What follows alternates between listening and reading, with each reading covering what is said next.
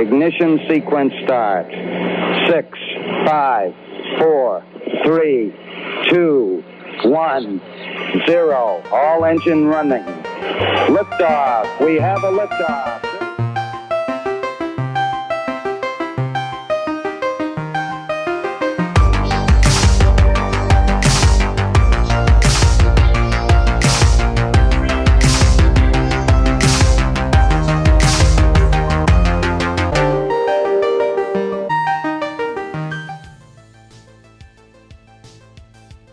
Bienvenidos y bienvenidas a una edición más del podcast de Top Learner. Estamos en el número 34. Y pues, ¿qué tal, Rick? ¿Cómo estás? Bien, ¿tú cómo te va? Todo excelente, pues acá en esta ocasión tenemos a un invitado muy especial, un buen amigo que ya hace rato que no lo veíamos ni hablábamos con él, pero pues un gusto tenerlo aquí, al buen Darío Nascimento. ¿Qué tal, Darío? ¿Cómo estás? Mucho gusto, todo bien, de que para todos los que estén viendo. Sí, de hecho, bastante tiempo. Sí, ya Bastante pues, tiempo. Nos conocimos en secundaria, bueno, sí me pasa. acuerdo que llegaste en primero, ¿verdad? Sí. Sí, cierto, en primero de secundaria, y ahorita ya estamos... Finales de primero. Bye. Sí, Darío, por si el acento no lo delató antes, Darío es de Argentina y... sí, me acuerdo cuando la maestra nos dijo de que un argentino se va a venir con nosotros. Todas las chavas se emocionaron y sí, ahí llegó Darío. Además, toda una mezcla de países, el mío. Es caso, la verdad. Sí, cierto. A ver, sí, cuenta un poco de eso para los que no te conozcan, porque exacto. A mí se me hace muy interesante todo ese rollo. todo el lore. Pues nací en Venezuela, de lo cual no tengo mucho recuerdo, porque me fui a los 5 años y me fui a Argentina, donde viví 10 años, donde me crié básicamente. Ahora no se nota el acento argentino porque solo lo suelo hacer con los de Argentina, porque si no generalmente hablo de una manera un poco más neutra. Y pues sí, de Venezuela no tengo recuerdos, me crié básicamente en Argentina. Mi papá es portugués, llegó de joven a Venezuela y mi mamá es chilena, entonces realmente de Venezuela no tengo mucho apego realmente porque lo que tengo son muy pocos recuerdos. Y también mi abuelo era, ¿cómo se dice? Es inglés, bueno, era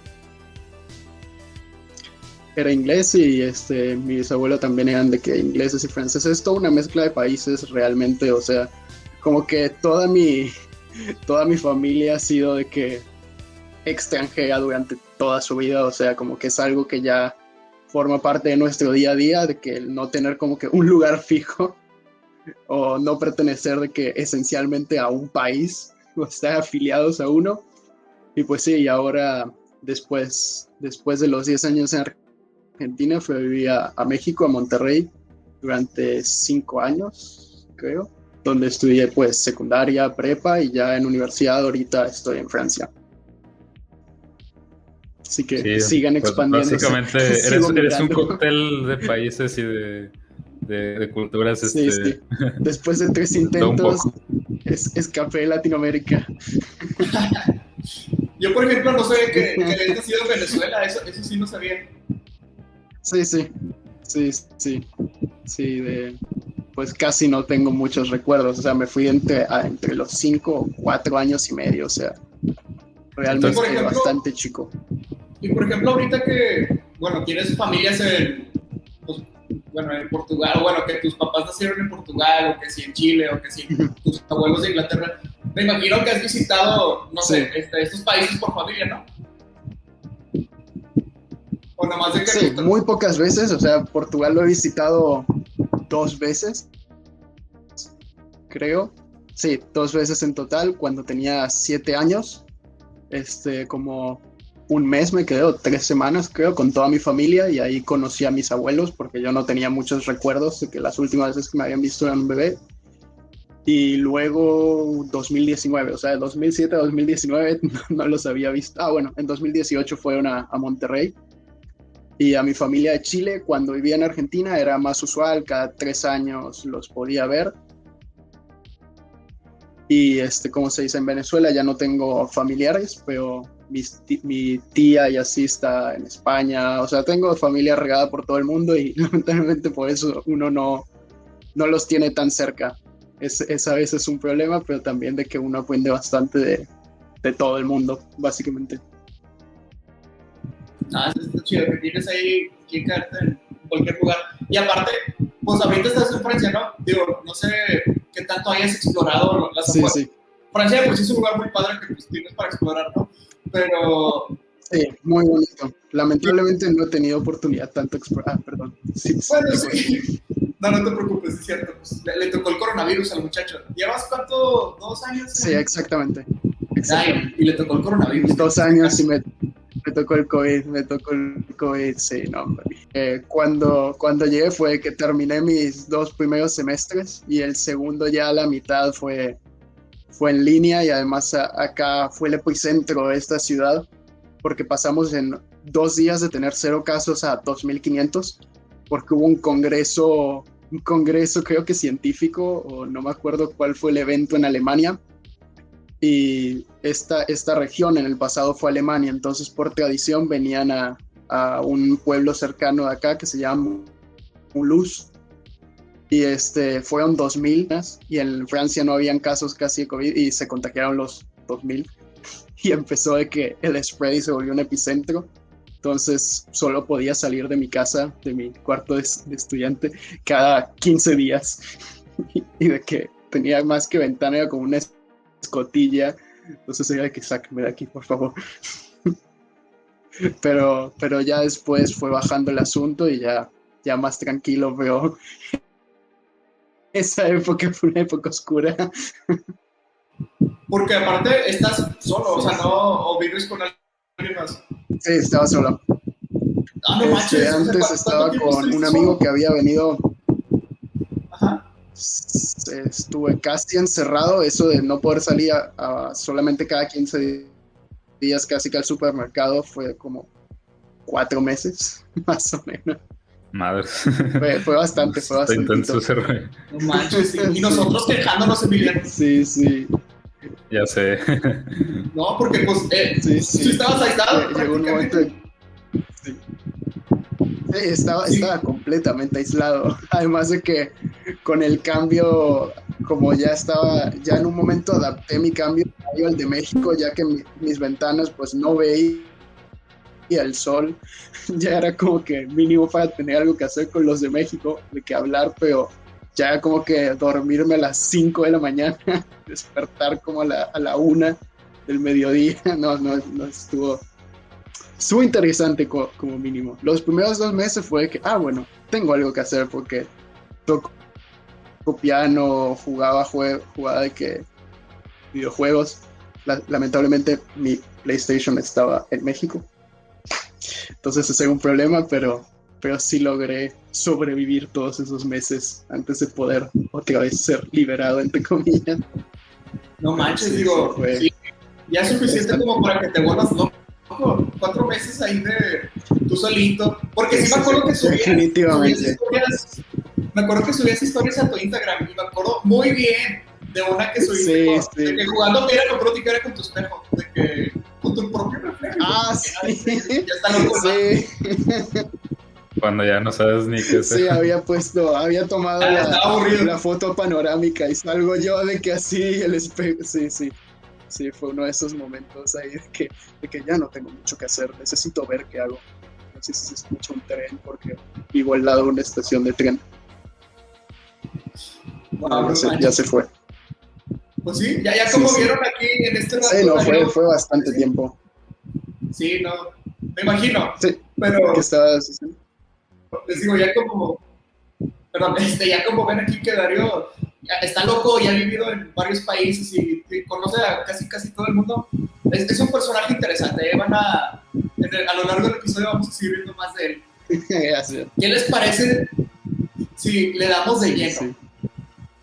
Vamos con el dato curioso que Dale. Ya después de 2 episodios que lo dio Rick, ahora sí ya me vuelve a tocar a mí, pero ya se repuso, pero pues tienes que prepararte para que te vuelva a vencer. Ay, cállate, bueno. A ver, vamos a ver, sorpréndeme. Bueno, Darío, por si no sabías, es que por lo general sí, los datos de Emiliano están ok. Esfuerzan muchachos. Eso dices.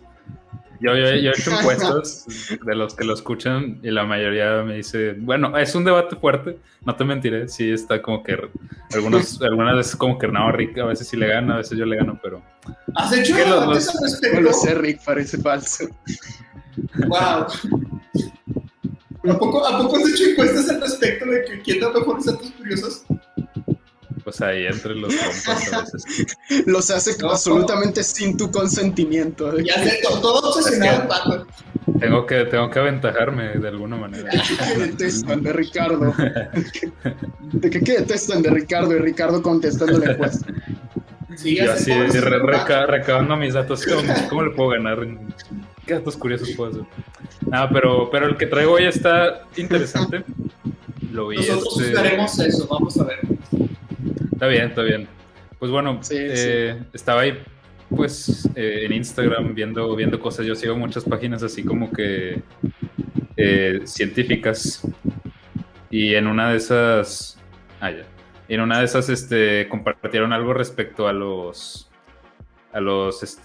pulpos, ¿no? O sea, octopuses. Entonces, se me hizo muy interesante lo que mencionaban, porque estaban discutiendo de una teoría que sacaron unos científicos en un artículo científico hace como 2 años más o menos. Se publicó, creo que fue en 2018, en donde pues básicamente discutían de dónde provenían estos animales, porque no sé si hayan visto alguna vez algún documental de los pulpos o hayan visto así más o menos, pero son animales muy extraños. Sí. O sea, demasiado. Sí, son muy, muy interesantes. De hecho, mi animal favorito. Muy inteligentes. Demasiado. Muy inteligentes. Su biología está de que su camuflaje. Saben resolver problemas. Camuflaje está con madre. Sí, no sé o sea. Cómo se camuflajea, su camuflaje es brutal. Su camuflaje es brutal. Entonces, todas estas como que cosas que los hacen así súper como que únicos, pues llevaron a un grupo de científicos a especular un poco. Y bueno, propusieron en este artículo científico una teoría de que posiblemente estos animales pudieran haber, no se hubieran originado como que naturalmente en la Tierra, sino que ellos proponen que llegaron del espacio. Entonces está un poco descabellada la teoría, pero bueno, voy a explicar un poquito de qué se trata. Entonces, es que ellos argumentan que como pues precisamente, o sea, son animales muy extraños. Y luego aparte, como que genéticamente son muy distantes de muchos animales, ¿no? O sea, sí tienen cierta similaridades con algunos. Son de la familia de los moluscos, ¿no? De hecho. Sí, ajá, pero sí están como que... Tengo entendido. Están como que ya un poquito distanciados, o sea, sí realmente han evolucionado como que muy... de manera muy única. Y bueno, esto los ha llevado como que a pensar, como les decía, que vienen del espacio. Entonces, inclusive ellos se basan en una teoría que es un poquito popular entre algunos científicos que le llaman panspermia, que es esta idea de que de alguna manera algún virus, bacteria o alguna forma de vida pudo haber sobrevivido en algún meteorito en el espacio y pues que el meteorito cayó en la Tierra y que de ahí viene cierta vida, que viene toda la vida o que viene cierta vida. Entonces, lo que ellos especulan es que algún tipo de virus o algún tipo de algo cayó hace millones de años y pues a partir de ahí como que evolucionaron los pulpos. Que bueno, o sea, creo que de cierta parte está como que un poquito descabellado, pero de otra como que sí te deja pensando. Entonces, ¿qué opinan ustedes? O sea, ¿ustedes sí creen que, quizás no necesariamente los pulpos, pero creen que sea posible que la vida o algún tipo de vida pudiera haber llegado así como que desde algún meteorito o algo así, o lo ven muy descabellado? Pues, digo, o sea, no tiene mucho que ver mi argumento, pero, o sea, ahorita que dijiste eso de que podría ser que los pulpos vinieran del espacio, o sea, si te pones a pensar, muchos de los diseños que proponen en películas sobre alienígenas son de que, como pulpos, ¿no? De que tentáculos y toda la cosa. Entonces, como está, o sea, interesante por ese aspecto, ¿no? O sea, no estoy diciendo nada, nomás es una observación. Pero, pues, no sé, o sea, estaría padre el pensar porque, pues, O sea, podría ser, ¿no? Que a lo mejor de un meteorito sí hubiera venido una fuerza, una forma de vida, ¿no? Pero, pues digo, ustedes dos saben más del espacio que yo. Darío sabe mucho de biología, pero pues, no sé, o sea, no sé si hay algún organismo que haya podido sobrevivir a, primero, de que a la condición del espacio, cómo es el vacío del espacio, pues, y luego también a entrar en la atmósfera. No sé si hubiera sobrevivido a eso, pero pues de haberlo hecho, pues, no sé, podría ser. Claro. Sí, sí.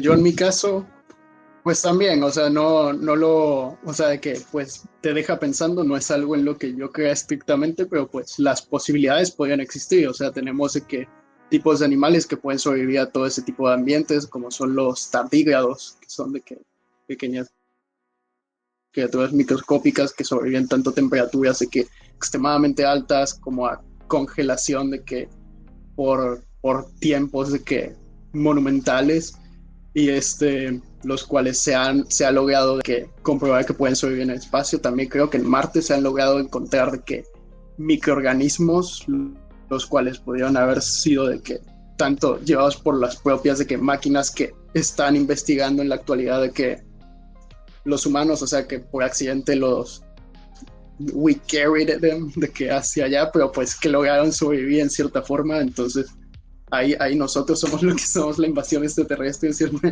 Bueno, de que en el preciso término de la palabra. Y también hay casos de microbios que no tenemos idea y que se pueden conservar de que durante mucho tiempo. Por ejemplo, yo soy estudiante de arqueología y de que vemos muchas cosas, tanto obviamente del estudio de la humanidad como de cosas de zoología o cosas del pasado, y pues sí, ya hay algunos estudios de arqueólogos, o bueno, más zooarqueólogos en el Ártico y en el Antártico, que lo que hacen es de las capas más profundas del hielo, lo que hacen es sacar de que como que virus o restos de virus de la antigüedad, o sea, de que de hace millones y millones de años, para pues su análisis y comparar con los de la actualidad y así, y a veces hasta de que con eso y esa evolución poder entender un poco más cómo prevenir de que virus actuales, y si un microbio o un virus puede sobrevivir así durante tantos milenios de que en un iceberg, pues no me parecería extraño que pudiese de que llegar a través de un meteorito que estuvo en el vacío durante generaciones y generaciones. Y pues además, considerando de que la distanciación de los pulpos igual, sí en la actualidad están muy lejos de muchos miembros de su familia, pues de los moluscos, y tienen una inteligencia pues muy superior y muy distante. No consideraría que es algo extraterrestre, pero pues es algo que podría llamar la atención a investigar algo en esos rumbos, creo. Sí, yo también concuerdo. O sea, creo que no creo que los pulpos sean extraterrestres, la verdad. Claro. Pero sí creo que puede, o sea, que pudiera pasar, no necesariamente que haya pasado aquí, pero sí que algo pudiera haber caído de un meteorito, ¿no? O sea, como decías ahorita, el ADN pues se preserva muy bien a temperaturas como que muy bajas. De hecho, pues por eso a veces sacan mamuts y todavía Claro. los pueden secuenciar, que me parece increíble. Hasta sacar leche materna. Exacto. Sí, o sea, entonces, sí. Pues pudiera ser, pero no sé, o sea, yo también me pongo a preguntarme, ¿no? De que si fuera el caso, la vida sería como que exactamente igual a la que es ahorita, o sea, sería el mismo tipo de ADN, las mismas moléculas. Entonces creo que eso también pudiera variar, pero lo que sí, creo que sí está muy como que no 100% todo comprobado, pero como que muchos científicos sí concuerdan con eso, es de que a pesar de que quizás la vida no llegó desde el espacio, lo que sí es que muchos de los elementos que tenemos hoy en día pues llegaron del espacio, ¿no? Entonces, que son elementos que quizás ya después se usan en el proceso de la vida, pero que a final de cuentas llegaron desde un meteorito. Entonces, eso sí, pues sí está como que más creíble y más como que lógico, pero sí, como cuentas, creo que está interesante. Claro. Lo que decías ahorita de Marte no podría ser. Podría ser. ¿Quién sabe? Los microbios. Pero sí. Sí, según lo que tengo entendido, según lo que tengo entendido, había sucedido algo así. Podría estar equivocado, no estoy citando ninguna fuente en lo absoluto.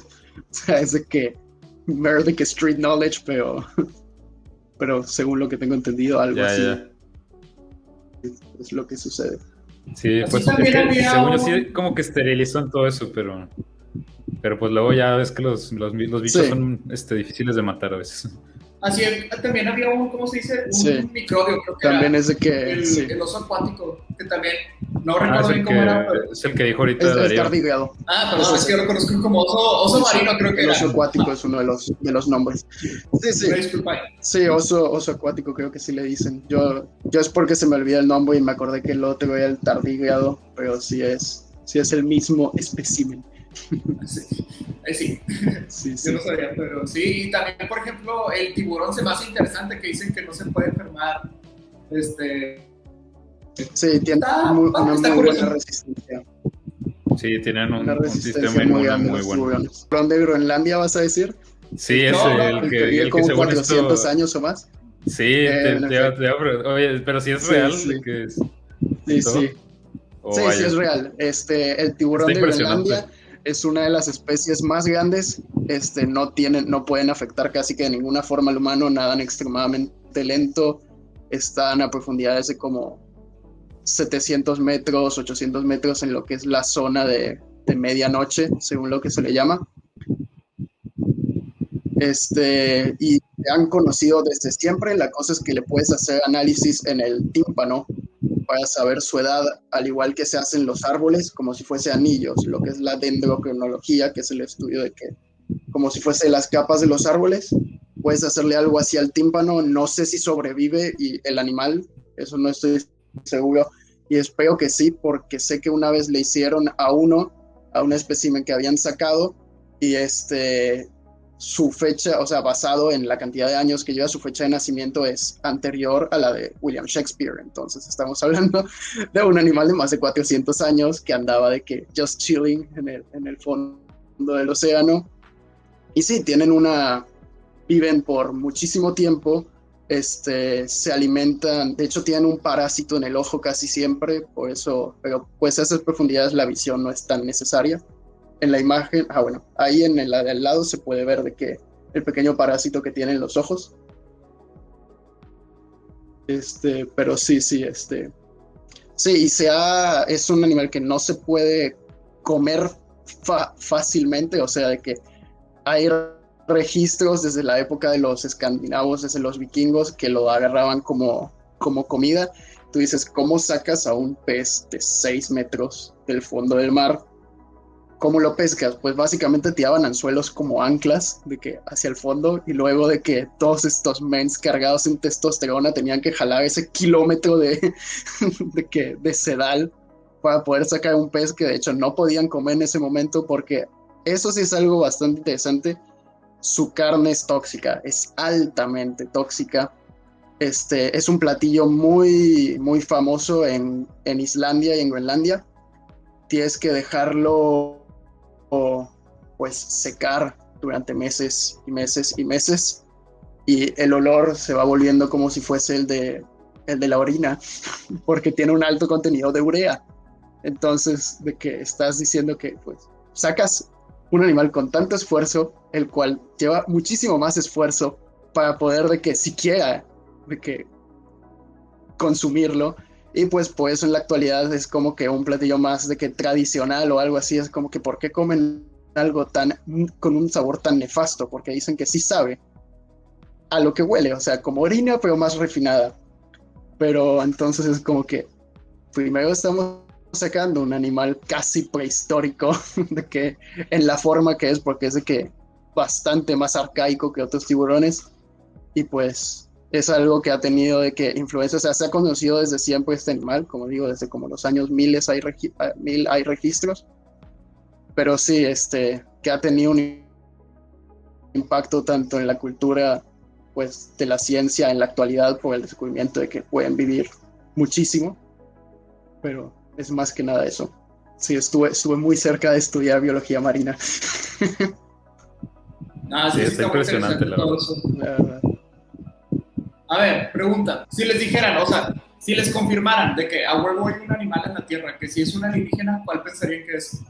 Sí, no, de hecho está difícil. Probablemente sea algo similar a un tardígrado, o sea, de que algo microscópico antes que algo monumental, a menos que digas que, que ahora sí sea en efecto un pulpo y Lovecraft esté orgulloso porque Cthulhu sí sería un ser astral de que en ese caso, pero yo me iría por algo más microscópico que cualquier cosa de que Yo mayor tamaño o algún tipo de mamífero o algo así. A primera instancia creo que sí pensaría que el pulpo. O sea, sí, hay bastantes cosas que es como que, wow, qué curioso de este animal, ya sea su regeneración o tiene como variedades brutales. Variedades, su camuflaje. Sobre todo su camuflaje se me hace bastante interesante. La evolución de su camuflaje. Sí, inclusive la tinta. Sí, de hecho, eso es lo impresionante, la adaptación. Sí, para los que no sepan el camuflaje del pulpo, él básicamente si se pone en una piedra, además de adoptar el color, también adopta la textura, entonces está bastante... Agarrar la textura. Sí, está bastante cool. Y hay, por ejemplo, hay varios tipos hay una cantidad impresionante de pulpos y de calamares, y uno de los que más me intriga, porque no suele cambiar de color, es el pulpo mimo, que lo que hace es literalmente cambia su forma, o sea, no en sí su forma, sino que como que se contorsiona de forma que logra imitar a otros animales. Entonces hay veces que, no sé, se pegan al fondo, se aplanan a ellos mismos y simulan que son rayas. Hay veces que se extienden su cuerpo de forma que simulen ser de que serpientes marinas, de tipo bastante venenoso, y todo lo adaptan pues a cada uno de los diferentes depredadores que están presentes en ese momento. O sea, ahí no solo se adaptan pues en cuanto a color, sino también en conducta, y empiezan a reconocer pues la conducta de ciertos animales, así como la manera en la que actúa cada uno. Por eso el pulpo mimo, primero porque es blanco y negro a rayas, y porque simula a la perfección pues las conductas de otros animales, a tal punto que a veces científicos de serpiente marina y de la nada de que ¡pum!, se abren completamente, de que es un pulpo, chale. Sí. No, la neta sí, el pulpo está bastante interesante. Es mi animal favorito. Sí, es bastante peculiar. No, pues sí, es que luego te encuentras, por eso a mí me gusta mucho esta parte de biología, ¿no? Luego te encuentras animales muy extraños de todo tipo y de muchas cosas, sí. Pero, pues bueno, yo creo que quizás transicionando un poquito a otra cuestión que queríamos tratar, Darío. Pues, como dijiste ahorita, estudias arqueología, entonces, pues realmente eres la única persona que conozco que estudia eso. Entonces, pues, Ricky y yo teníamos así como que la curiosidad. Yo también soy casi que la única persona que conozco. Entonces, cuéntanos un poquito de, primero que nada, como que por qué te surgió ese interés de querer estudiar eso, de dónde surge, pues, sí, ese interés o ese gusto, y también, o sea, cómo es realmente, digo, sé que apenas vas a terminar la carrera, ¿no? Pero quizás ya sabes o estás más familiarizado con eso. Sí. ¿Cómo es ya realmente el trabajo de un arqueólogo así? O sea, de hecho le estaba comentando a Rick ayer de que será como Indiana Jones o algo un poquito menos sexy o cómo será, pero pues tú cuéntanos. Sí. No, nada que ver. Es mucho más científico y mucho más cansador en cierta forma, pero igual de gratificante, y uno se divierte bastante, la verdad. O sea, yo originalmente no decidí arqueología hasta mi último semestre de prepa, porque yo siempre me interesó la historia y como que la evolución de las culturas humanas, al igual que o sea, durante años yo estuve casi seguro de que iba a estudiar tanto zoología como algo como biología marina por ese lado, a pesar de que no me aguantaría estar en el mar de que frente a animales de gran tamaño, como podría ser de que pues de tiburones o así. Y yo siempre quise ver como que una forma en la que pudiese juntar las dos, juntar de que historia con algo de, o sea, ciencias naturales y ciencias sociales.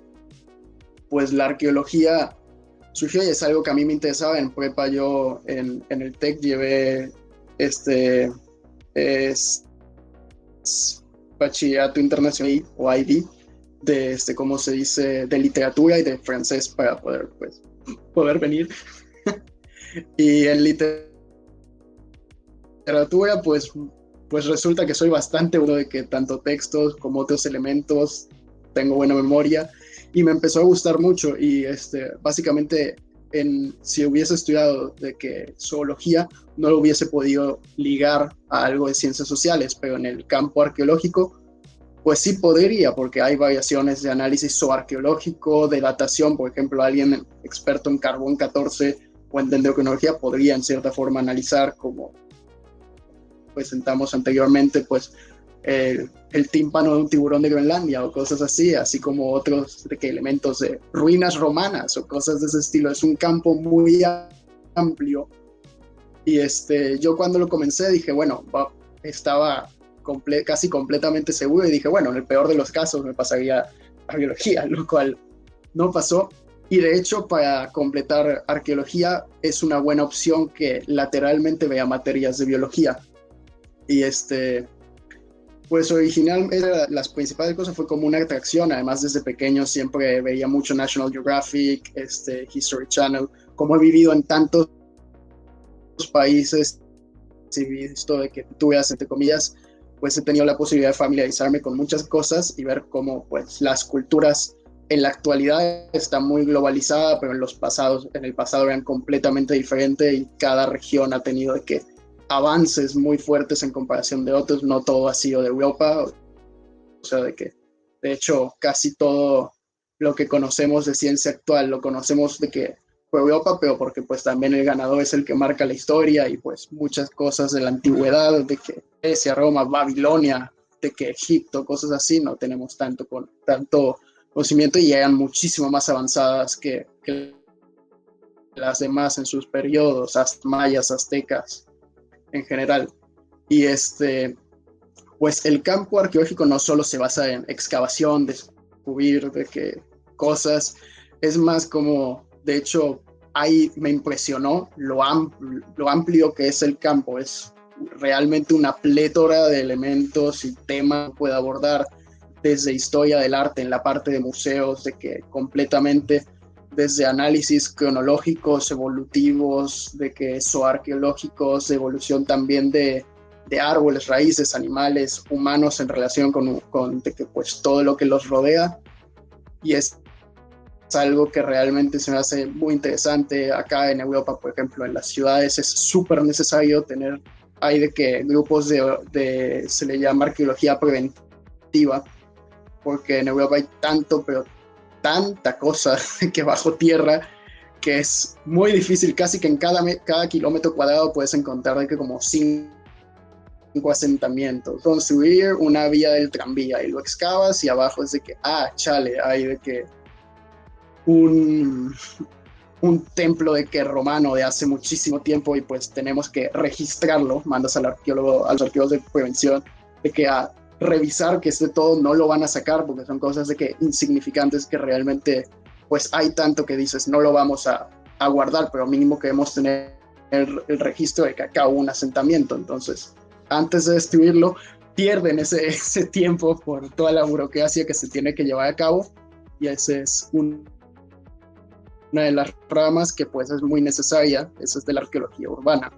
Luego tienes ya de que lo que uno pues conoce por Indiana Jones y cosas así, de que templos, excavación de todos, teatros, cosas así. Yo, por ejemplo, he ido varias veces hay un teatro romano del mismo, o sea, es un teatro como si fuese una D, a excepción de un círculo de un coliseo, pero en ese lado tiene las mismas dimensiones que el coliseo romano y es de casi la misma época. Es del pueblo donde vive un amigo, entonces de que fuimos a visitarlo y él siempre ha tenido buena relación con los arqueólogos de ahí desde que tiene como 10 años, así, y hemos ido a ayudar en muchos eventos así como que culturales, no tanto excavación porque lo excava en otoño generalmente un equipo de la Universidad de Chicago, pero sí, es un teatro de que enorme en medio de la nada, de que, o sea, tienes de que la montaña es un pueblo que se llama Mandor, y es el antiguo teatro de Epomodrum. Pero sí, o sea, lo ves y es de que wow, y hay tantas cosas a analizar, tantas cosas que hay ahí. Es un sitio, se ha vuelto como que cultural y es pues lo único que hay en el pueblo, porque estamos hablando de un pueblo de 5.000 personas con un teatro de hace pues como 1.700 años o más, que pues tenía de qué capacidad para como que 15.000 personas, o sea, de que poniendo a toda la gente actuando no puedes llenar ese lugar. Y pues es un sitio de que bastante olvidado en la historia, no hay casi registros, a pesar de que fue una capital económica del imperio, no solamente romano, sino de los galos, o sea, era un pueblo tanto celta como romano. Creo que me distancié del tema, pero básicamente en la arqueología puedes hacer eso, desde arqueología monumental, arqueología urbana, la parte de laboratorio, de datación, o hasta como que de obviamente redacción de papers, y ahí lo puedes unir con química, física, hacemos mucho también de estratigrafía, geología.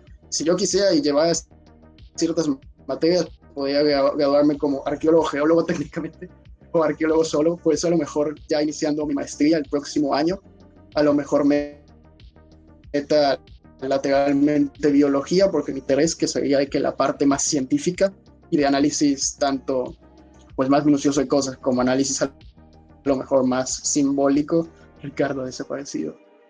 Pero sí, es de que entonces es desde la actualidad o hasta tiempos de guerra hasta cosas de que muy antiguas de la prehistoria y análisis casi que de evolución de la persona, genética, de lo que sea. O sea, realmente es un área mucho más amplia de lo que yo jamás pude haber pensado. Así como, y de que muchas cosas necesarias, es necesario leer mucho. Yo, ¿cómo se dice? No he sido siempre una persona de leer mucho. O sea, realmente yo metí literatura para forzarme a leer y realmente me salió muy bien, o sea, de que me fue muy bien.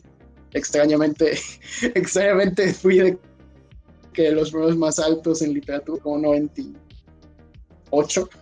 O sea, me fue bien, realmente. Y fue algo que me ayudó como que también enfocarme en este lado y que nunca había podido de que tener la posibilidad. Y en México, a pesar de que tiene una historia tan rica y tan grande arqueológicamente, pues no hay tanta investigación. Casi toda la investigación es de organizaciones inglesas o francesas, de hecho, o de Estados Unidos, porque pues el gobierno no suele invertirle mucho a la arqueología, a pesar de que pues eso viene a ingresos del turismo. Sí. Tienes mucha razón. Oye, pues qué interesante, la verdad, sí. Se escucha que es algo súper multidisciplinario. Entonces, creo que eso está muy padre porque, como decías tú ahorita, no puedes combinar tus intereses, de que quizás tienes interés en biología, en la historia, entonces está claro. Muy cool eso, está muy cool. Y supongo que allá en Francia, pues, sí. Como decías tú, o sea, tienes mucho de dónde, ¿no? En esa parte de Europa, es riquísima en historia, y pues tienes de los museos más famosos del mundo. Ajá. Sí, de arqueología, de hecho el Louvre pues es más que nada un museo arqueológico, o sea, de que tienes cosas de todo, o sea, de que por ejemplo las cosas que se encontraron en ese teatro, muchas están expuestas en el Louvre, o sea, está obviamente la gran parte, una amplia parte de que cosas como la Mona Lisa que está ahí, que es como así. Es de que, wow, eso fue decepcionante. Es de que realmente es una cosita así. Y no sé quién fue el curador que decidió hacer eso, porque tienes la Mona Lisa así en una sala gigante con una pared, pero enorme, llena de cuadros de Delacroix que son gigantescos, de que de 11 metros por 9 metros, y nada tienes que es de que 40 centímetros por de que 36. Y es como que ves todo de la nada, de que ves lo que parece ser una señal de incendios, pero con como 7 guardias, y es de que, Sí, me ha tocado ir, está súper resguardada. Estás de que, literal, haciendo esfuerzo para tratar de verlo, porque de lo lejos que está, de toda la seguridad que hay, pero... Sí. Y también está de que hay muchísima gente de por medio. Wow, qué calor que hace aquí. Pero sí, está súper resguardado. O sea, tiene un vidrio a prueba de balas. Es de los pocos que tienen de que un vidrio. Y hay muchos objetos de que también más antiguos arqueológicos que pues no tienen tanto vidrios. O sea, tienes de que la estela de Hammurabi, que es el equivalente como si fuese la piedra Rosetta de que egipcia, que es donde está, pues de donde se logró descifrar pues todo el alfabeto, tanto pictórico como cuneiforme y de todos los tipos de que arqueológicos del egipcio, pero esto es de una civilización más, pues eran los de Babilonia en general, o sea, no solamente Babilonia, sino de que toda Mesopotamia, más que nada Mesopotamia, y ahí solo lo tienes de que expuesto enfrente de ti. Pero está súper interesante, la verdad. O sea, ves muchísimas cosas que hasta en su momento como que no tienes la capacidad de que me mostraban algo en una clase de trabajo dirigido, y ya que hoy vamos a analizar tal objeto. Y yo sé que, ahora que recuerdo, lo vi en el museo. De que sí, como que en su momento no le daba su importancia porque pues solo tenías el objeto más ajeno a su contexto. Ya con el contexto es de que, sopote madre, que sí está interesante. Y pues sí, de que no, es algo que además siempre me ha gustado y que fue creciendo en mí a lo largo de la carrera. Y pues sí, la verdad lo he disfrutado mucho. Hay mucha área de trabajo, lo cual, pensando en arqueología, no es lo primero que viene a tu cabeza cuando dices campo laboral. Pero no, sí, en Europa sí hay mucho, en México obviamente hay, pero si tienes de que, si conoces a las organizaciones que lo ven excavar allá, ahora hay mucha más investigación. Oye, pues ahorita ya que está de vuelta Rick, me surgió una pregunta hace ratito y sirve que ya llegó Rick para comentarla. O sea, a ti que te gusta mucho la historia y que sabes bastante y te ha tocado ver, pues como decías ahorita, ¿no? Cosas del pasado y poder analizar las culturas y todo. ¿Cómo crees que ha afectado eso? ¿Cómo crees que ha cambiado eso tu perspectiva de las cosas que están sucediendo ahorita? Por ejemplo, estamos en una pandemia y para muchos fue así como que un shock, pero pues me imagino que tú que sabes de historia, sabes que es algo muy, muy común en la historia, ¿no? Y que ha pasado millares de veces. Muy común. Entonces, ¿cómo ha cambiado tu perspectiva de la sociedad del mundo eso, ¿no? El estudiar o el estar ahí. Pues de la sociedad en general, pues es como que wow, siempre la gente dice como que wow, de que cómo debe ser vivir en el pasado. Estaba nefasto, o sea, realmente de que le podías preguntar a cualquier arqueólogo de que te hubiese gustado vivir en alguna época y todos se van a decir que ni de pedo, de que no hay forma. Y es de que, por ejemplo, hasta en epidemias, justo ese semestre me había tocado historia medieval, ya de que pura peste, la peste, no me gustó mucho historia medieval. Metí esa materia que era avanzada, ya como de tercer semestre, en primer semestre, para ver si me gustaba. Y pues era básicamente eso. Y justo terminando eso, yo era de que no quiero ver nada que tenga que ver con pandemias jamás. Me empieza el COVID y yo de que, qué ironía, ¿no? Ahora lo estás viviendo. Chale. Y sí, no, ya me imaginaba de que al men llegando a clase con su máscara de galeno, con todo el pico casi, y yo dije, no, lo que faltaba. Además, siempre pasa ahí. Hay un patrón bien bizarro siempre en los años 20, casi. O sea, en 1900, creo que 20 fue la gripe española, 1820 también hubo una peste, 1620, 1520, 1420. Siempre en el 20 hay de que ese patrón es como que súper cíclica la peste, pero pues así pasa, así funciona en cierta forma, tanto por cambios de que ambientales o así, pues se dan que en cierto se repiten esos patrones de ciclos de virus o lo que sea. Luego pues llevé mucho de arqueología e historia romana y griega, y wow, qué sociedades tan nefastas. O sea, en sus orígenes la democracia, de que, muy buena idea, súper bien explotarla a tal forma que se distanciaron completamente de la democracia, como que utilicemos la democracia para esclavizar a otros pueblos, y es como que, bro, estás en contra de tu propio, de tu maldito ideal. Y luego los romanos es de que, wow, agarraron eso, lograron arreglarlo bastante, y luego haberlo arreglado muy, muy bien, se volvió a ir al carajo y fue como que, ¿por qué todos fallan tanto? Todas las sociedades han sido de que un desastre, o sea, y de que dices, ¿cómo podían ser tan amorales de que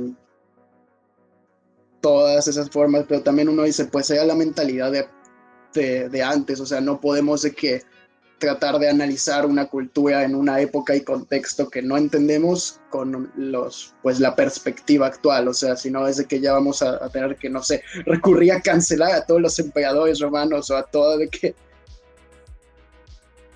o cualquier cavernícola de la antigüedad, o de que por cosas así.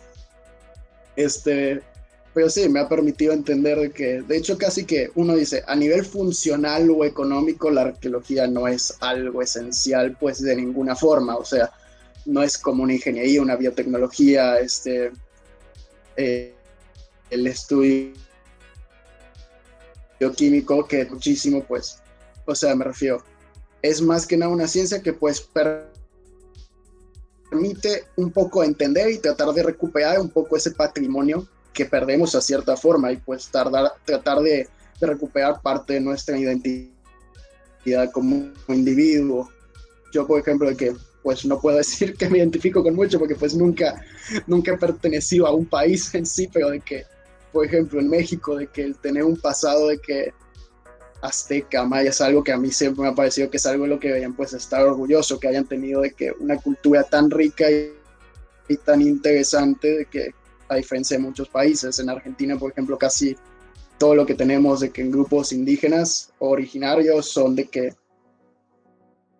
tipo mucho más similar a como veíamos un tipo de vida pues nómada o prehistórico, a diferencia de una grande que pues un imperio. O sea, me ha permitido entender muchas cosas de la sociedad, del idioma, de la evolución del idioma, porque tuve que llevar, si hay una cosa que me ha costado, no fue la adaptación en sí al francés, sino que desde el primer semestre tuve que llevar como materia, pues no tanto obligatoria, pero una optativa obligatoria, de lenguas muertas. A la madre, tuve que llevar de que latín románico durante un año.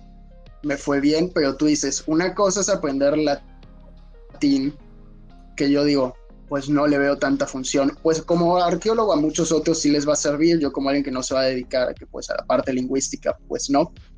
Pero tratar de aprender un idioma muerto en un idioma que no dominas, que es el francés, o sea, de que era como que me explicaban una ley gramática muy complicada, de estructuras de que muy extrañas, y era como que, ok, lo sé hacer en español, pero no en francés, y tuve que adaptarme. Y después de eso, tuve que cambiar porque todas mis clases de latín se empalmaban, entonces tuve que cambiar de idioma. Dije, ni loco pienso meter egipcio porque no me voy a dedicar a eso. Y bueno, metí lo más similar a que el latín romano, que es el griego, pero el griego antiguo. Y la bestia, eso sí es. Ya cuando ves que para la acentuación hay que como 8 tipos de acentuaciones, tanto arriba como abajo de la palabra, y para pronunciarla necesitas partituras, ya sabes que va a estar difícil. Sí, no, en etimología ya tengo bastante dominio porque ya... aprendiendo eso. Sí. Sí, es lo de nosotros era la terminación. Las etimologías. Sí. Sí, absolutamente. Ya después comprendes muchos orígenes de palabras que pues dices de que te sirven casi que de fun fact más que otra cosa, porque dices de que a quién se le ocurrió que esta palabra iba a tener de que algo con eso de que por ejemplo cabeza en latín, por ejemplo, sería capis. Y luego dices, ¿por qué tenemos de que como una de las cabezas del estado el Capitolio? De que es porque en Roma estaba el monte del Capitolio. Y uno dice que, ¿por qué chingados le pusieron Capitolio? Y porque excavando ahí, cuando estaban nivelando el terreno, pues sacaron una cabeza de vaca, y como estaban súper orgullosos de su pasado y su naturaleza como agricultores y ganaderos, fue como que, es el monte de la cabeza, es el Capitolio, es la cabeza del mundo, entre comillas, y literalmente fue de que ella va a ser la cabeza de la ciudad, solo porque había una cabeza de vaca, y por ese capis de que, por la palabra cabeza, de que es que tenemos Capitolio, o cosas así, o muchas cosas más de que de que, por ejemplo, hasta puede decirte de que mensis es mes, obviamente, que es súper similar, pero de mes viene la palabra, de mensis viene la palabra menstruación, de que por su relación con los meses y el ciclo de los meses. Y así pasa con muchísimas cosas, de que... Sí.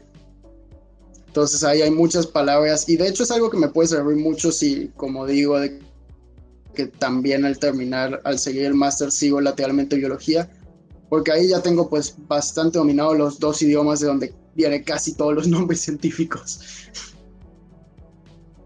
Entonces eso es algo bueno, pero lo sufrí como no tienen una idea. Los pasé y me fue súper bien, pero era lo que más tenía que dedicarle porque no, hombre. Eso sí es una tortura. Era como que ya sáquenme de aquí. Esto no tiene que ver tanto con lo que estábamos platicando, Darío, pero me da curiosidad. Ahorita, no sé en qué parte de Francia vives exactamente, pero ¿has visitado de casualidad las catacumbas que están en París? Las catacumbas de Montparnasse. Sí, las catacumbas de Montparnasse. No he tenido la oportunidad porque en París solo he estado de que una noche y media porque tuve que hacer escala para ir a México cuando después de un año había ido, de que entonces de hecho me quedé pues una noche en un hotel ahí cerca y resulta que en esa zona, y es de que yo estaba con una amiga de que hablando, que ella vive cerca de ahí en una residencia de estudiantes, y es de que yo, ¿dónde son las catacumbas? Y es de que pues están abajo tuyo, estamos en Montparnasse. ¿Por qué? ¿Por qué tenía que ser eso? Y yo de que eran como las 12 de la noche y yo tuve que hacer todo nadie, que pedo.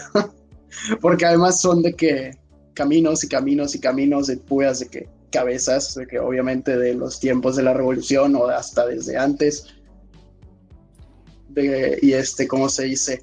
Y en la actualidad están plagados, o sea, de que tienes que entrar casi que con un permiso o mínimo un guía en la parte turística porque si no te puedes perder. Sí. También hay muchos, no sé, narcotraficantes o gente de mafias que se desplazan a través de eso y a veces encuentras de que cosas bien bizarras que es como que, nadie se había tomado este camino, o sea, hace unos años, por ejemplo, habían encontrado un laboratorio intacto que estaba cerrado y la conclusión inicial de la policía fue que obviamente debe ser un laboratorio de metanfetaminas o algo así. Y basado en que los objetos, en el análisis como que más arqueológico de todo de los objetos, resulta que el laboratorio de Nicolas Flamel, el alquimista francés, como que del post-renacimiento, y fue que, y esto estaba súper bien conservado y cosas así. O sea, cada rato encuentras cosas así bien bizarras. También una amiga me había dicho que había una región de ahí, por ejemplo, que habían un chorro de cráneos de gatos en vez de cráneos normales. ¿Y cuál es la razón? Resulta que había un restaurante de comida china en la parte superior y entonces ya fue el estereotipo como que comida china, de carne de perro, gato o algo así. Y al parecer sí tiraban como que restos de cosas hacia las catacumbas para que no, como que los encontraran. Pero sí, no he tenido la oportunidad, en algún momento a lo mejor, si vuelvo a ir a París, pues puede ser algo que querría visitar. No soy claustrofóbico ni nada, pero sí son caminos muy angostos de qué años y qué años y qué años. Sí, eso está viendo que están como que muy y compactos. Yo, volviendo a lo que habías dicho, sí, muy compactos. O sea, son de que paredes de esqueletos, y yo como soy bajito, pues no tendría problema para entrar. Creo que ser bajito y arqueología creo que puede ser algo útil para entrar de que en sitios de difícil acceso. Pero sí, se llama Estrasburgo o Strasbourg en francés, que fue, ¿cómo se dice? Digo que es bastante multicultural, es la sede del Parlamento Europeo. Casi siempre voy en bici, de que casi cada 2 días casi que me tiro el camino de acá en bici al Parlamento, que no sé, como 15 kilómetros, 20 kilómetros, porque está bien bonito. Y es la sede del Parlamento Europeo porque fue una ciudad que casi que conectaba Francia y Alemania. Estoy en la frontera, o sea, me queda 5 minutos en el propio tranvía de acá, que es como el camión de allá. de que te dejan allá, ni siquiera tienes que, no te piden nada en la frontera, lo cual siempre me saca de pedo, de que más de una vez hasta casi que mi mamá una vez cuando una vez estuvo aquí, tomó el tram y yo de que mamá te subiste cualquiera, ese va hacia Alemania y fue que, o sea, sí. Y sí, es muy cerca, es en la mera frontera, cerca de lo que sería Heidelberg, de que está como a 1 hora. Los demás pueblos hay uno que es Kiel, que está de que a 5 minutos, o sea, está a 3 kilómetros de mi casa, de que nada. Y pues sí, porque en el pasado llegó a ser parte de Alemania. O sea, siempre fue una disputa entre aquel lugar tiene su idioma propio, o sea, de que es el alsaciano, que es la región, porque la región se llama Alsacia, y pues sí, la cultura que no está entre alemana y francesa, y de hecho creo que como unas 15 veces ha cambiado de posición de país. La última vez no fue tan lejano como podríamos imaginar, fue que en 1940 inicios volvió a ser francés y años después lo tomaron los nazis, y de hecho fue una de las sedes de la Alemania nazi. O sea, hubo mucho, ¿cómo se dice? Pues muchas personas fueron desplazadas a campos de concentración y así, y es una ciudad que, pues aunque no lo parezca, pues vivió cosas muy feas, y que de hecho hay plazas que antes tenían nombres de que Plaza Hitler, Plaza del Imperio Alemán o cosas así. Y ahora pues obviamente se les cambiaron el nombre. O sea, originalmente tenían otro nombre, que es, por ejemplo, la que dije es la Place Broglie, que después pasó a ser la Plaza Hitler, y otra vez es la Place Broglie. Entonces ha tenido una historia de transición, es un punto común, y pues como siempre ha sido un punto de unión de culturas y une además ríos, o sea, está el Rin y todo eso en esa parte, pues decidieron hacerlo la sede del Parlamento, porque pues está cerca pues de casi todo. O sea, realmente tienes Alemania al lado, tienes Suiza muy cerca, tienes hasta Holanda, Luxemburgo, todo está bastante cerca. Entonces es una ciudad del cual el 20% de la población son extranjeros y el 30% de la población son estudiantes. Entonces es que algo que ha sido pues un eje bastante importante, y muchas personas de que científicos antiguos y así, o hasta alquimistas, llegaron a estudiar en la universidad. Resulta que en mi universidad estudió ¿cómo se llama? Paracelso, que es uno de los padres de la medicina y así. Y entonces siempre ha sido como que una sede de unión de estudio europeo, y por eso ha sido. Otra vez me distancié un poco del tema de las catacumbas, pero iba más hacia en dónde estaba. Vaya, interesante. No, estás en un lugar bastante, Sí, bastante. Pues sí, como decías, lleno de cosas peculiar. Eso de las clases, por ejemplo, también se me hizo interesante, ¿no? Sí. De que, como quien diría, ¿en dónde estás parado? ¿Cómo estaba hace 100 años? Y sí, no sé si han visto la foto de que está una parejita en la Torre Eiffel, y de que te ponen hace 100 años, pues ahí estaba el Hitler ahí parado. Es como te está pensando, ¿no? Absolutamente. Sí, no, es algo que ya como arqueólogo siempre uno piensa de que puede, o bueno, como estudiante de arqueología, porque como siempre estamos, por ejemplo, voy al centro de la ciudad, que fue, pues, obviamente de que el pasado también invadido por muchos, y hay edificios que tienen de que balas de cañón en la fachada exterior. Sí. Fue de que durante los bombardeos, no en sí porque se destruyera, sino porque las balas que quedaron o que no destruyeron el edificio las tomaban como objetos de buena suerte y las ponían en su construcción. Hay casas que, como si fuese en la parte superior de la puerta, tienen esa pequeña bala de cañón, pero pintada para que no parezca una bala de tanque de la Segunda Guerra Mundial. O de que si voy al centro, a veces de que ves las paredes y son muros romanos, porque esto es un asentamiento que extrañamente, de que ahí hice otro link de que viví casi toda mi vida en Argentina, y el lugar es de que Argentoratum, de que se le llamaba. Entonces ahí de que la Argentum, de que mínimo tienen link entre ellas, y pues hay un campamento romano. Mi edificio era la central de trenes, o la oficina de trenes desde cuando todavía Estrasburgo era Alemania en 1905, y ahora el interior lo renovaron y es todo moderno, pero el exterior sigue siendo pues como si fuese una estación de tren antigua, muy bonito. Y siempre uno de que, pues sí, uno se pregunta de que ¿dónde estás parado? Aquí, por ejemplo, hay veces que no sé, de que hasta estás caminando cerca de un bosque, así de que ¿por qué saliste a caminar? Sí, pues sigue con lo que ibas a decir. No, ahorita que decís eso de las balas de cañón. ¿Qué ibas a decir, Ricardo? Sí, perdón. Así rápido, antes de que, cuando hacías lo de las balas de cañón, que una vez creo que fue en Guadalajara, que cuando fue la guerra cristera, de que, pues bueno, me enseñaron una iglesia, ¿no? Que tenía de que los ¿cómo se dice? Los pocitos de las balas, pero pues sí, es cierto, o sea, siempre está interesante, nunca está de más saber cómo estuvo el PEX hace unos tantos años. Sí, nunca está de más saber de que, sí, hasta por ejemplo, una vez fuimos acá en la universidad para una cosa de trabajo práctico, nos llevaban así como a dar una caminata, o sea, de que durante vacaciones, o sea, que quieren ir a dar como si fuese una caminata de que trekking, por ahí cerca de un lugar, y fue que, bueno, y hay como si fuese de que capas de tierra que parecen como que burbujas, pero que tú dices, son solo de que levantamientos, y nosotros de que eso será un tumulus, porque hay algo que se le llama tumulus, que son como si fuese pequeños montículos de tierra, en donde a su interior ahí enterraban a los príncipes celtas, o bueno, más que príncipes, eran personas de mucho dinero, y pues así con cámaras funerarias de que cargadísimas de objetos. Y luego fue que sí, todos los túmulos que vimos son de que la cadena de túmulos celtas más grande de toda Europa, por eso vinimos de que a visitarlos, y ahí hay muchos que sí fueron excavados, otros que no.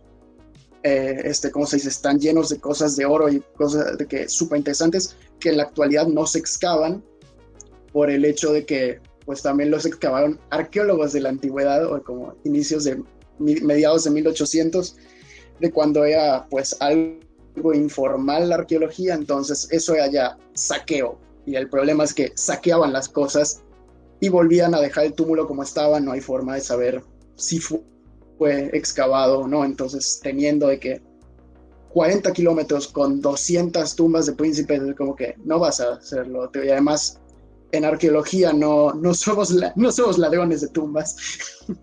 Estamos cerca, pero no. Lo que se suele hacer, pues realmente no. La arqueología no se suele quedar con los objetos, pocas cosas se van al museo.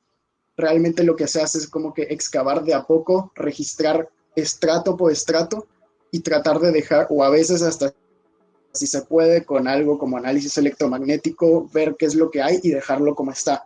Es solo de que tratar de verlo para entenderlo y tratar de mantenerlo como estaba. Vaya. Y pues ese recorrido pues hace lo que tú habías dicho de no saber dónde estás parado, porque además estábamos parados en el túmulo y nosotros, o sea, que nos trajiste a caminar encima de tumbas, de que literalmente a caminar sobre tumbas de que celtas, y es como, Simón, güey, pues es que avisa.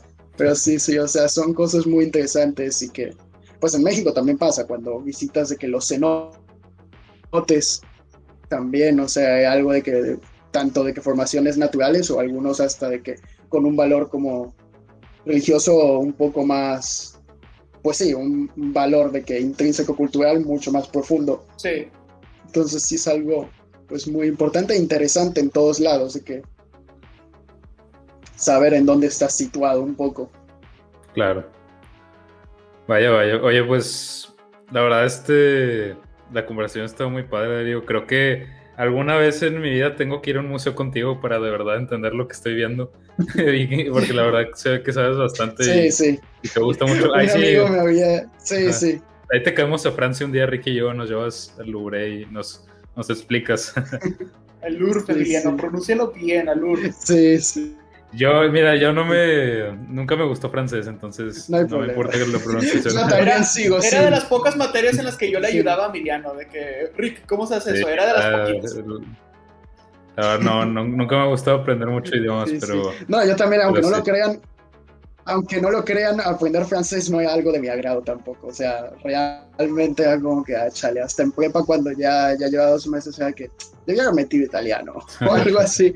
Y luego fue que, hey, está la posibilidad de que vaya a estudiar, porque también pues, las universidades son gratuitas. Y esta, por ejemplo, es la 14ª mejor universidad de arqueología en el mundo. Entonces dije, pues es pues algo que no puedo desperdiciar realmente.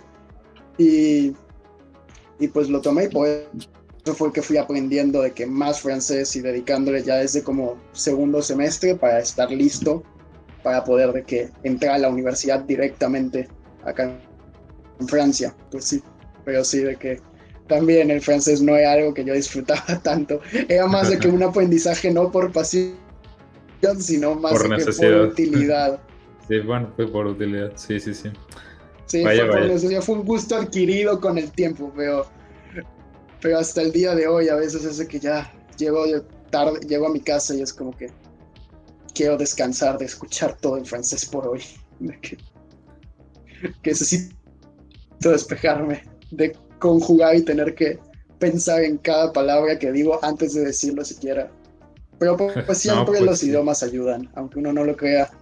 Sí. Y te lo dice alguien que me viene estudiando latín y griego antiguo, los cuales realmente no creo utilizar nunca, pero extrañamente varios amigos del literatura, ¿por qué chicas está en mi hoja en griego antiguo? ¿Qué significa? Y yo de que le explico, me pasó la otra vez con un amigo, porque bueno, es primera vez y probablemente sean los únicos pocos usos que le dé a ese idioma, pero nunca está de más, de algo sirve, lo va a servir, yo creo. Así que, quién sabe. Pues sí. Pero sí. No, pero... Uno aprende de todo uno puede sacar algo. Efectivamente. Y pues ojalá hayan sacado algo de este episodio, que por diferentes cuestiones de horarios, fue un poquito más corto, pero nada, siempre muy bueno. Y cuando es con un amigo como Darío, ya que comentamos que era con un amigo, pues mejor, ¿no? Sí, un gusto que estuvieras aquí, de verdad. Muchas gracias por darte el tiempo. Y muchas gracias. No, y pues nada, todo un honor para mí. Te deseamos la mejor de las suertes allá, que ya estás por terminar la carrera y ya quedamos ahí de visitarte algún día. Ya un año queda. Para que nos lleves ahí de tour por las catacumbias. Absolutamente. Sí. Las catacumbias ahí, los catacumbiones. Bueno, pues gracias por escuchar este episodio. Sí, gracias por escucharnos. Ya saben que nos pueden seguir en las... Sí, síganos ahí en nuestras redes para más contenido. Y pues saludos a nuestra audiencia que he visto que nos escuchan varios de Estados Unidos, de varios países ahí de Latinoamérica. Hay varios argentinos también que nos escuchan por ahí. Pues con razón. De todos lados hay un poquito. Con razón de la nada decías cosas en inglés. Bueno. Bueno, perfecto, les mando un saludo ya a todos los pibes, si es que logran, si es que siguen en este capítulo, bueno, ahí yo les mando un saludo. Vaya, ya se le ve el acento argentino. Ahí ya. No, pues sí. No, pues muchas gracias, Darío. Con mi familia hablo en argentino. Gracias, sí, muchas gracias. Y pues ahí seguiremos hablando, pues bueno, gracias de nuevo por escuchar este episodio, a los que se quedaron hasta el final, y nos vemos hasta la próxima. Adiós. Adiós.